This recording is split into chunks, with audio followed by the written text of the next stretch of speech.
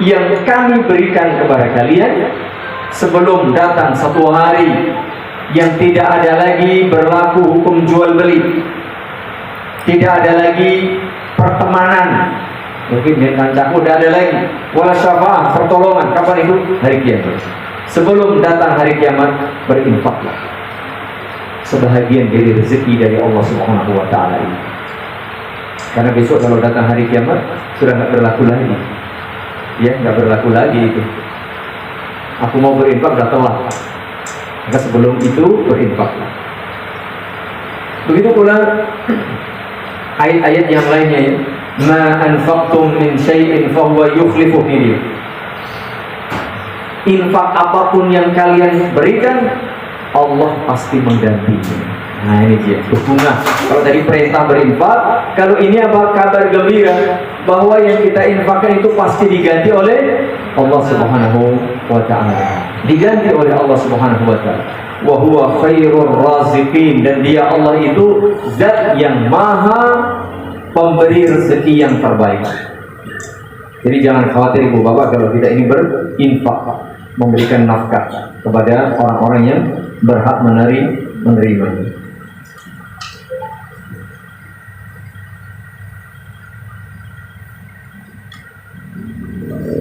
Banyak ayat yang lain yang berkaitan dengan masalah nafkah atau infak ini. Bahkan juga salah satu tanda orang-orang yang bertakwa, alladzina yu'minuna, di dalam surat Al-Baqarah itu, ya, Alif Lam Mim, dzalikal kitabu la raiba fi hudan lil muttaqin. Orang-orang bertakwa. Siapa mereka? Alladzina yu'minuna bil ghaibi wa yuqimuna sholata wa mimma razaqnahum yunfiqun. Salah satu tanda orang bertakwa ternyata orang yang suka berinfak. Jemaah yang mudah-mudahan dirahmati Allah Subhanahu wa Ta'ala. Nah, infak itu ada yang wajib, ada yang tatawwu atau sunnah.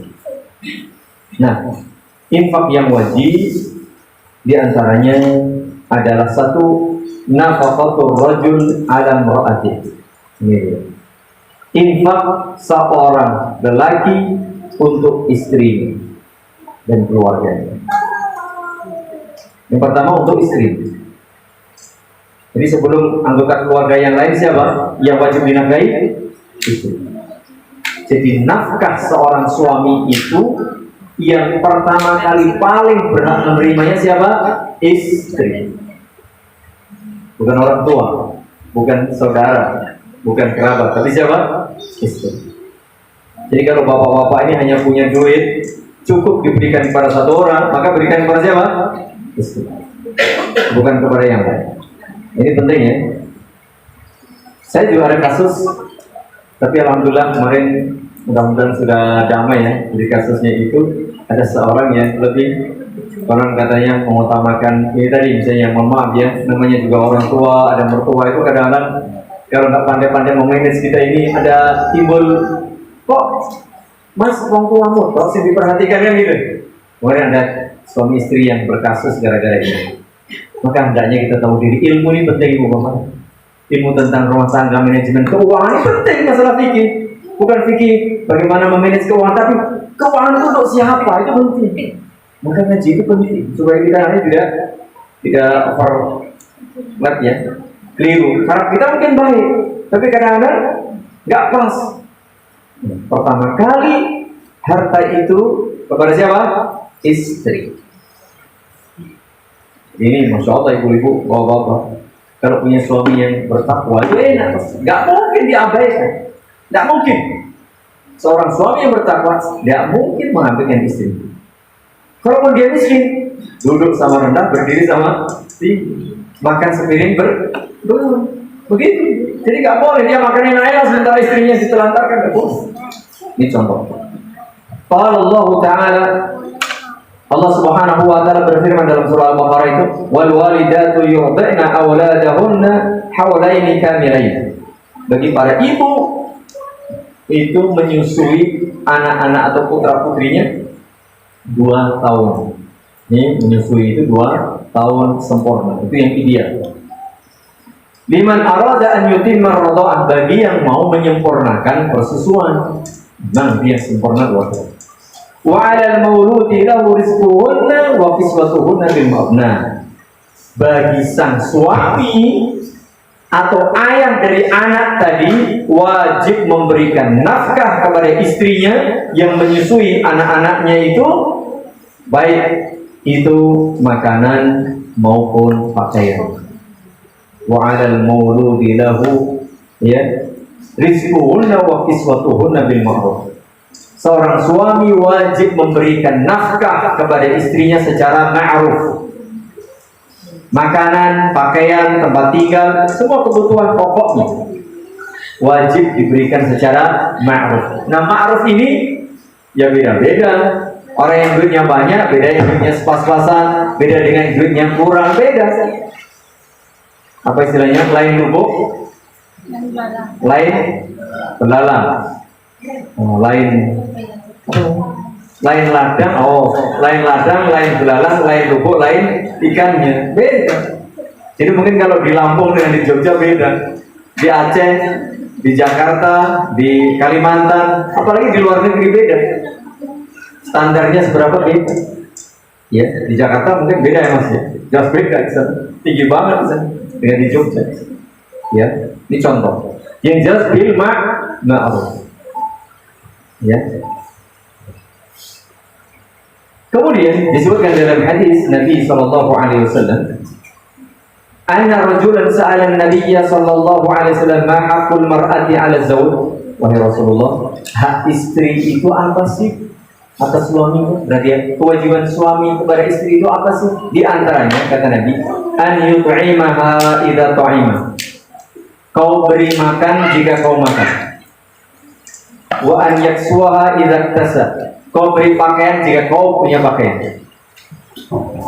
Jadi nggak boleh seorang suami makan enak-enak, istrinya ditelantarkan. Nggak boleh suami punya baju-baju pakaian baru, istrinya baru setahun pun mungkin nggak dibelikan. Ya, jadi berikan apa yang kita nikmati sesuai dengan kadar kita. Kalau persis ya nggak mungkin. Ya makanan nggak mungkin persis. Porsi laki-laki mungkin 2 piring, istri sepiring cukup misalnya. Atau sebaliknya kalau pakaian laki-laki mungkin cukup 1 helai atau 2 helai. Kalau ibu-ibu mau banyak helai kan. Perempuan kan udah urusan pakaian kayaknya paling nomor 1 dan paling banyak itu. Ya kayak begitu. Kopi itu kuning. Aku sebenarnya cukup kok ini kan banyak. Beramainya banyak ibu-ibu. Ini kewajiban yang pertama, memberi nafkah.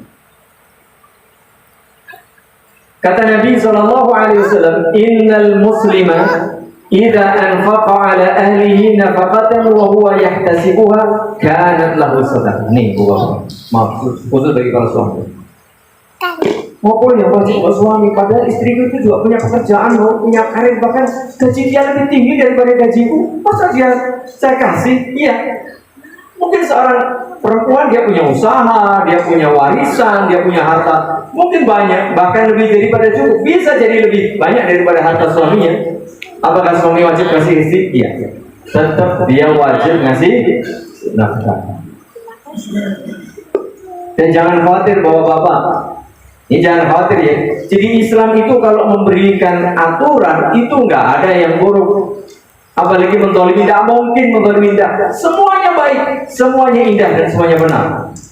Dan semuanya membawa kebaikan dan keberuntungan. Nih lihat, setiap muslim, nih bapak-bapak khususnya ya, jika memberikan nafkah kepada istrinya, kepada anaknya, kepada anggota keluarganya, apapun nafkah itu, pakaian, papan, makanan, semuanya, wa huwa yahtasibuha, dia lakukan dengan ikhlas mengharap pahala dari Allah, bukan karena kepeksa, bukan karena ada morotowo, bukan karena ini dan itu, ya sambil ngomel. Kanat lahu sadaqatan, semua nafkah yang diberikan kepada keluarganya itu dihitung sedekah di sisi Allah Subhanahu wa taala. Mulai hari ini para suami hendaknya royal dan nyahnya. Yo, ini terserah cukup dewi. Wih, apa? Kalau ada suami seperti ini luar biasa. Cukup dewi, jebule mau siji. Cukup dewi anaknya mau kuis, cukup dewi pasangan ya tak cukup. Ini strategi saja. Ya, jadi semua yang kita infakkan dengan catatan apa? Yahtasibu, ihtisaban. Ihtisab itu apa artinya? Ikhlas mengharap pahala dari Allah. Pak Agus tinggal nulis saja selama menikah sekian tahun di total bilang miliar. Iya. Kita ini mungkin setiap hari makannya makan seadanya, tapi kalau kita hitung buahnya loh. Belum ininya, belum itunya, mau semuanya ya Allah. Makanya berbahagialah, bersyukurlah bagi para suami. Mungkin kita tidak bisa banyak berinfak di luar, tapi kalau kita ngurusi istri, ngurusi anak dengan ma'ruf tadi, layak, niat dan ikhlas karena Allah, itu sedekah buat antum. Itu baru satu kalau mampu, kalau adil, masya Allah. Makanya luar biasa. Apalagi pemimpin yang adil yang ngurusi sekian banyak umat manusia, masya Allah. Pemimpin yang adil itu salah satu orang yang besok mendapat naungan dari sisi Allah Subhanahu Wa Taala. Karena berat itu, berat. Tapi kalau dia bisa adil, itu akan mendapatkan karunia yang luar biasa. Salah satu di antara 7 golongan yang dinaungi oleh apa siapa? Pemimpin yang untuk menjadi pemimpin yang besar, jadilah pemimpin yang kecil. Siapa? Suami dan kepala rumah tangga. Insyaallah. Jadi ngapain kita ini belajar sekaligus beribadah. Ya. Kalau kita bisa adil, masya Allah. Bahkan ini dalam hadis yang lain, innaka lan tunfiqa nafaqatan tabtaghi biha wajha Allah illa ujirta biha. Setiap nafkah yang kita keluarkan itu, jika kita niatkan ikhlas karena Allah, itu bernilai ibadah. Semuanya dibalas sama Allah, dikasih pahala bapak-bapak.